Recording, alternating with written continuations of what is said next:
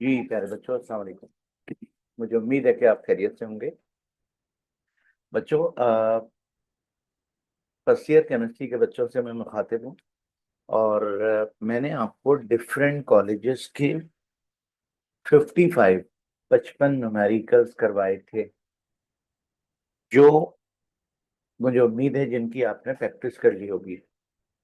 और बाकिया न्यूमेरिकल मैं आपको कराना चाहता था, लेकिन शायद एग्जाम की वजह से, कंप्रिहेंसिव एग्जाम की वजह से आप मुझे सीरियस नजर नहीं आए थे, इसलिए मैंने उस सिलसिले को स्टॉप कर दिया था। वरना मैं आपको ये काम इंशाल्लाह लाइव कराता। तो खैर, कोई बात नहीं। आज मैं आपको बकिया जो मेरे पास न्यूमेरिकल आपने भेजे थे उनको कंप्लीट करके इंशाल्लाह एमसीक्यूज का सिलसिला शुरू करूंगा।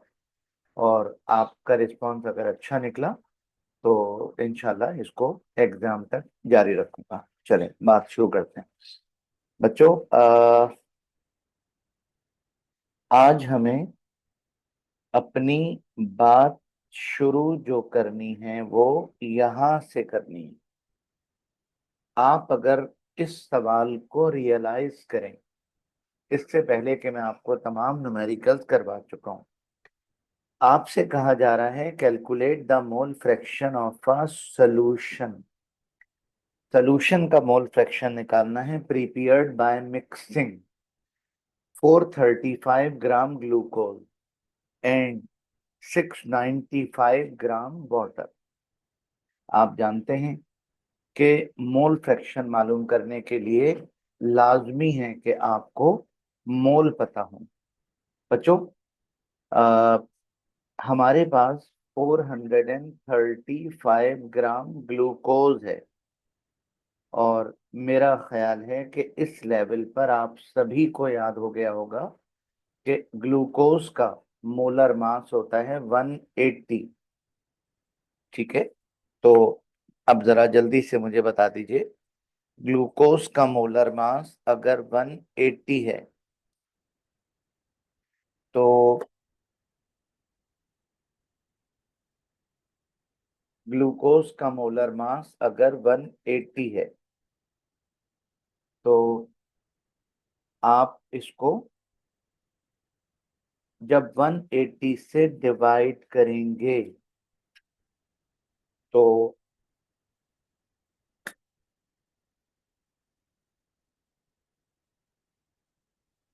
बच्चों 180 से जब आप इसको डिवाइड करेंगे तो आपके पास मोल आ जाएंगे।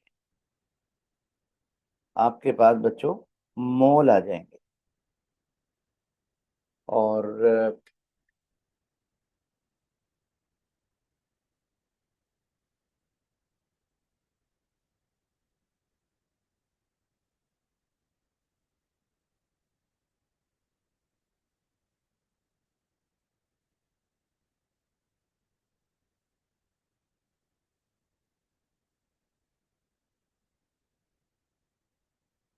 जी बच्चों, बात हो रही थी आपसे, तो आपने ग्लूकोज के मास को मोलर मास से डिवाइड किया तो मोल आ गए। ठीक है। और इसके बाद वाटर के मास को मोलर मास से डिवाइड किया तो वाटर के मोल आ गए। ठीक है। अब आपको रिक्वायर्ड है क्या? मोल फ्रैक्शन ग्लूकोज का और वाटर का। तो जल्दी से बताइए, ग्लूकोज का मोल फ्रैक्शन, ग्लूकोज का मोल फ्रैक्शन कैसे मालूम करेंगे? बच्चों, ग्लूकोज का मोल फ्रैक्शन मालूम करने के लिए फार्मूला लगाएंगे मोल फ्रैक्शन का। और ग्लूकोज के मोल अपॉन टोटल मोल, मेरा बेटा, ग्लूकोज के मोल अपॉन टोटल मोल।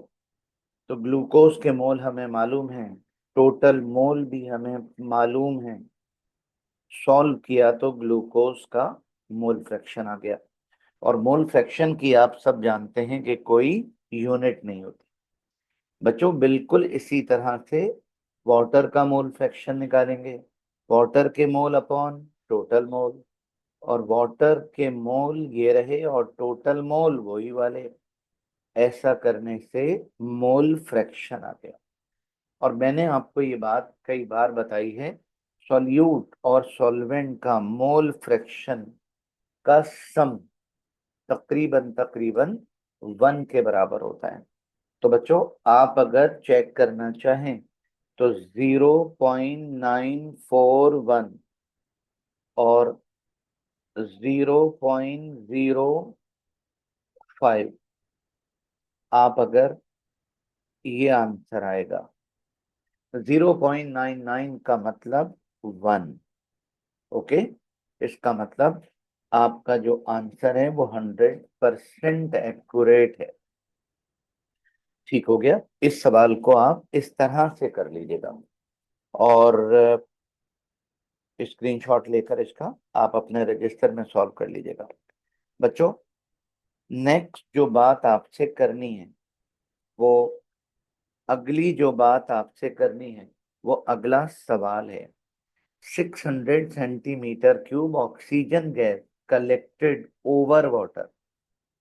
तो ऑक्सीजन का वॉल्यूम दिया हुआ है, जिसको जरूरत पड़ने पर डेसीमीटर क्यूब में कन्वर्ट करेंगे। टेम्परेचर भी गिवन है, प्रेशर भी गिवन है। कलेक्टेड ओवर वाटर, वाटर के ऊपर जब कलेक्ट करते हैं तो वाटर वेपर्स आ जाते हैं और आपको वाटर वेपर्स का प्रेशर गिवन है 2 atm। तो बताइए बेटा, 3800 टॉर को पहले एटीएम में कन्वर्ट किया और वाटर वेपर्स का प्रेशर माइनस कर दिया तो गैस का प्रेशर आ गया 2 atm। टेम्परेचर को केल्विन में कन्वर्ट कर दिया। ओके, अच्छा, आगे लिखा हुआ है what volume of dry oxygen at STP. Standard temperature ये रहा और स्टैंडर्ड प्रेशर ये रहा। चूंकि P1 एटीएम में है इसलिए P2 भी एटीएम में। V1 सेंटीमीटर क्यूब में है, इसको कन्वर्ट करने की नो नीड। ठीक है, क्योंकि V1 अगर सेंटीमीटर क्यूब में है तो V2 भी सेंटीमीटर क्यूब में आ जाएगा और आंसर आपका ये रहा। ठीक है बेटा, चलें चलते हैं क्वेश्चन नंबर 69 की तरफ। और आप अगर इस सवाल की इक्वेशन देखें तो Fe2O3 प्लस कार्बन रिएक्शन हुआ तो carbon monoxide, sorry carbon dioxide बनी और आयरन अलग। बैलेंस कर लीजिए।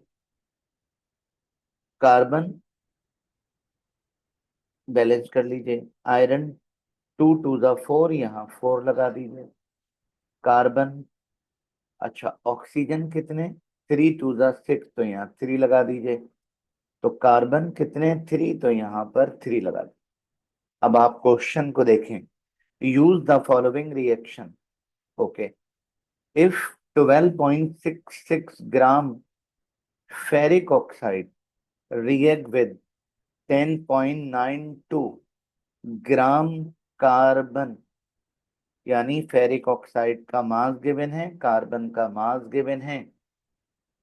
Okay, to yield carbon dioxide and iron, what will be the mass and volume of carbon dioxide produce. Carbon dioxide का कितना volume और कितना मास प्रोड्यूस होगा। तो बताइए बेटा, एक दफा मास मालूम करना है और एक दफा वॉल्यूम मालूम करना है। तो मास निकालने के लिए इक्वेशन लिखेंगे और इक्वेशन लिखने के बाद जिसका मास गिवन है उसके नीचे उसका मोलर मास। ठीक है, अच्छा, आयरन का मोलर मास 56 इंटू 2, ये बन गया 112। ऑक्सीजन 3 है तो 48। फिर दोनों को जमा करके 2 से मल्टीप्लाई कर देंगे। कार्बन 12 3 जा 36, ये बेटा इनका मोलर मास आ गया।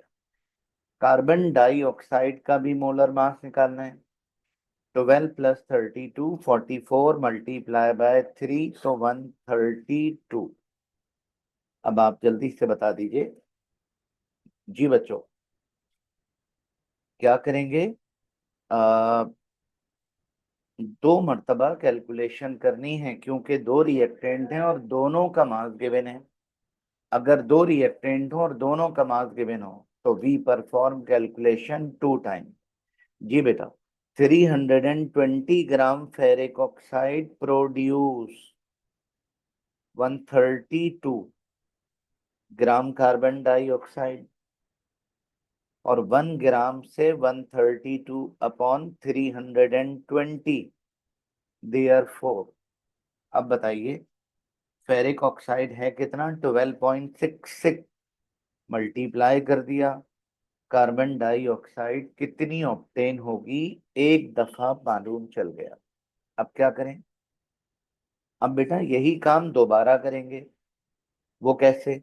36 gram carbon produce 132 gram carbon dioxide, 1 ग्राम 1 ग्राम कार्बन, यहाँ बेटा कार्बन होगा, 1 ग्राम कार्बन प्रोड्यूस 132 अपॉन 36 ग्राम कार्बन डाइऑक्साइड, और कार्बन है कितना? 10.92, therefore 10.92 gram carbon produce 132 upon 36 into 10.92। जब आपने इसको सॉल्व किया तो बच्चों पता चल गया कि आंसर ये आएगा। अब आप मुझे बताइए, एक रिएक्टेंट कह रहा है कि 5.22 बनेगा, दूसरा कह रहा है 40.04 बनेगा। तो जिससे कम बनता है वो लिमिटिंग रिएक्टेंट होता है, और लिमिटिंग रिएक्टेंट से जो प्रोडक्ट हमें मिलता है वो हमारा आंसर होता है। तो पता ये चला कि फेरिक ऑक्साइड लिमिटिंग रिएक्टेंट है और कार्बन डाइऑक्साइड का मास जो हमें मिलेगा वो इतना होगा। ठीक है। अच्छा, अब मुझे बताइए इसके बाद क्या करेंगे? इसके बाद बेटा पार्ट नंबर 2। इसके बाद पार्ट नंबर 2 कैसे? To find out the volume of carbon dioxide. जी बेटा, वॉल्यूम निकालने के लिए mass upon molar mass into molar volume. ठीक हो गया। तो मास कितना है? 5.22, और कार्बन डाइऑक्साइड का मोलर मास 44 इंटू 22.41। इसको सॉल्व कर लीजिएगा बेटा, डेसीमीटर क्यूब में आपका आंसर आ जाएगा। ठीक है, चलें आगे बढ़ते हैं। Urea is a non volatile solute in water. Okay, if in solution 12.7 gram urea जिसका मोलर मास 60 है, तो बताइए बेटा क्या करेंगे? यूरिया के मास को मोलर मास से डिवाइड किया तो मोल बन गया। ठीक है, एंड 26.9 ग्राम वाटर, वाटर के मास को मोलर मास से डिवाइड किया, उसके भी मोल बन गए। टेम्परेचर गिवन है, जरूरत नहीं है। कैलकुलेट लोअरिंग, लोअरिंग मतलब delta P, lowering in the vapours pressure if vapour pressure of pure water.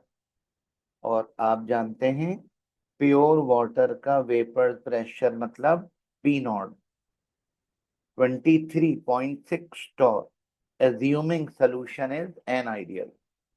आपने लोअरिंग मालूम करनी है, और जब तक सोल्यूशन आइडियल नहीं होगा जब तक रावल्स लॉ लग नहीं सकता।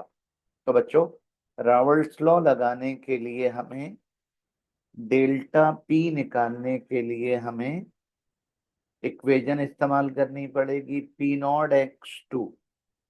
तो x2 तो है ही नहीं, मतलब मोल फ्रैक्शन निकालेंगे। मोल फ्रैक्शन मालूम करेंगे किसके बेटा? यूरिया के। यूरिया का मोल फ्रैक्शन मालूम करेंगे कैसे? यूरिया के मोल अपॉन टोटल मोल। तो यूरिया के मोल अपॉन टोटल मोल, ये मेरा बेटा यूरिया का मोल फ्रैक्शन आ गया। अब जल्दी से बताइए इसके बाद रावर्ल्स लॉ अप्लाई करेंगे, और रावर्ल्स लॉ अप्लाई किया तो P0 की जगह P0 और मोल फ्रैक्शन की जगह मोल फ्रैक्शन, तो लोअरिंग पता चल गई। ठीक है, वेपर प्रेशर की लोअरिंग पता चल गई। ऐसे करके बेटा इसको कर लीजिएगा। 61 at a certain temperature 0.205 mole of hydrogen and 3.19 mole iodine were reacted the equi- were reacted। Okay, equation आपने देख ली। इक्वेशन ये रही। आपसे कह रहे हैं 0.205 मोल हाइड्रोजन और 0.319 मोल आयोडीन वर रिएक्टेड। बच्चों जब तक ये दोनों इतने रहेंगे तब तक प्रोडक्ट जीरो रहेगा। ठीक है, लेकिन कभी ना कभी इक्विलिब्रियम तो आएगा। आपसे कह रहे हैं the equilibrium mixture contain 0.314 mole iodine. तो आयोडीन के मोल थे कितने? 0.319। इक्विलिब्रियम पर कितने हो गए? 0.314, मतलब कम हो गए। ठीक है, अब सवाल ये पैदा होता है कितने कम हो गए।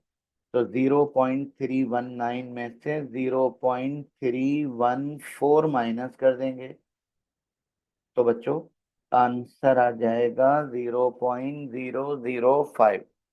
इतने कम हो गए। तो अगर इतने मोल आयोडीन में से कम हुए हैं तो हाइड्रोजन में से भी इतने ही कम हुए होंगे, है ना बेटा? तो हाइड्रोजन में से 0.005 माइनस कर दिया तो ये आ गया। और आप सब जानते हैं रिएक्टेंट में से जितने मोल कम होते हैं प्रोडक्ट में उतने ही मोल बढ़ जाएंगे। तो क्या हो जाएगा बेटा? इसका डबल। ये हो गया इसका डबल। आप मल्टीप्लाई बाय 2 करके देख लीजिएगा, 0.01 आ जाएगा। कैलकुलेट के सी। अब करने का कुछ बाकी नहीं बचा। बताओ क्या करेंगे? जी बच्चों, इक्विलिब्रियम इक्वेशन लगाएंगे, और इक्विलिब्रियम इक्वेशन में mole upon volume, volume given नहीं है तो वी सॉल्व करेंगे जब, तो विदाउट एनी यूनिट आपको केसी की वैल्यू पता चल जाएगी। नो यूनिट, इक्वेशन के अकॉर्डिंग नो यूनिट। ठीक है, आगे सुने बच्चों। अगली जो बात मुझे आपसे करनी है वो क्वेश्चन नंबर 62। और इक्वेशन तो आपने देख ही ली, A+B और प्रोडक्ट CD। आपसे कह रहे हैं कि Kc1/3 है। How many moles of A must be mixed with 3 mole of B। तो 3 मोल A के कितने मोल के साथ मिलाएं? Okay, to yield at equilibrium 2 mole of C and D। तो इनिशियली B के मोल दिए, A के पूछ रहे हैं। ठीक है, अच्छा आगे सुने बच्चों। इक्विलिब्रियम पर C बना 2 मोल, D बना 2 मोल। तो डेफिनेटली B में से 2 मोल माइनस होगा, और B में से 2 मोल माइनस होगा तो A में से भी 2 मोल ही माइनस होगा। इक्विलिब्रियम कंसंट्रेशन पता चल गई, ये रही। केसी की वैल्यू आपको गिवन है, बताओ बेटा क्या करोगे। ऐसे करके केसी की जगह केसी की वैल्यू, सी की जगह सी, डी की जगह डी, ए की जगह ए और बी की जगह बी। ये जो अपॉन टू सब कैंसिल, ऊपर ये बचा और नीचे ये बचा। ठीक है, ये देखिए 2 टू द 4, और x-2 जब 1 से मल्टीप्लाई हुआ तो बेटा x-2, अब क्रॉस मल्टीप्लाई कर लिया, 3 को वहां ले गए, x-2 को वहां ले गए, 2 यहां लाकर प्लस हो गया, तो x की वैल्यू आ गई 14। ठीक है, तो बताइए बेटा ए के कितने मोल रिक्वायर्ड होंगे, 14 मोल ए रिक्वायर्ड होगा। ठीक है, चलें आगे बढ़ते हैं, अगली बात की तरफ चलते हैं। एल्युमिनियम कार्बाइड, ये रहा एल्युमिनियम और ये रहा कार्बन, ये बन गया Al4C3, aluminium carbide is a hard solid and abrasive in cutting tool। Okay, बहुत हार्ड होता है, कटिंग में इस्तेमाल करते हैं। It is prepared by reacting carbon and aluminium in a furnace. अभी सवाल शुरू नहीं हुआ, अब स्टार्ट हो रहा है। If 216 gram carbon, 216 gram carbon react with 500 gram aluminum, determine mass of aluminum carbide formed and mention the limiting reactant। बताना है कि एल्युमिनियम कार्बाइड कितना बनेगा और लिमिटिंग रिएक्टेंट कितना होगा, कौन सा हो। जी बेटा, इक्वेशन लिखेंगे और जिसका मास गिवन है उसके नीचे उसका मोलर मास, और जिसका निकालना है उसके नीचे उसका मोलर मास। अब बताइए अब क्या करें। According to balance chemical equation, 81 gram aluminium produce 129 gram aluminium carbide, और 1 ग्राम से 129/81, और देयर फोर 500 ग्राम एल्युमिनियम से जो एल्युमिनियम कार्बाइड बच्चों बनेगा वो इतना हो। ठीक, अब क्या करेंगे, यही काम एक दफा फिर करेंगे। 48 ग्राम बच्चों, 48 gram carbon produce 129 gram aluminium carbide, और 1 ग्राम नाइट्रोजन प्रोड्यूस 129, सॉरी 129 नहीं बल्कि 229, इसको करेक्ट कर लीजिएगा, 229/48। और बेटा अब बताइए 216, तो अब आप मुझे ये बताएं कि 129 को 129 को डिवाइड किया 48 और मल्टीप्लाई कर दिया बच्चों, मल्टीप्लाई कर दिया 216 से, तो हमें जो आंसर मिला, हमें बच्चों जो आंसर मिला वो यहाँ करेक्ट कर रहा हूं मैं 2, और इसको भी दुरुस्त कर रहा हूं, आंसर मिलेगा 580.5 ग्राम। ठीक है, अब मुझे बताइए, एक दे रहा है 580 और दूसरा दे रहा है 796, तो बताएं क्या करेंगे। नाइट्रोजन बच्चों, एक गलती और हो गई है यहाँ पर, इसको कार्बन कर लीजिएगा, इसको भी कार्बन कर लीजिएगा, इसको भी कार्बन कर लीजिएगा, इसको भी कार्बन। ठीक है, तो 216 ग्राम कार्बन से हमें जो प्रोडक्ट मिलेगा वो बेटा हमारा आंसर होगा 580.5। ठीक है। और और कार्बन हमारा लिमिटिंग रिएक्टेंट होगा, कार्बन। तो ये करेक्ट भी हो गया और सॉल्व भी हो गया। ऐसे करके आप इसको सॉल्व कर लीजिएगा। ठीक है। मुझसे सॉल्व करने में जो गलती हो गई थी वो मैंने दुरुस्त कर दी। चलें अगली बात करते हैं। और बच्चों अगली जो बात करनी है वो ये है, मीथेन मतलब CH4 को जब जलाते हैं तो ऑक्सीजन से रिएक्शन होता है, कार्बन डाइऑक्साइड बनती है और वाटर वेपर्स। ठीक है।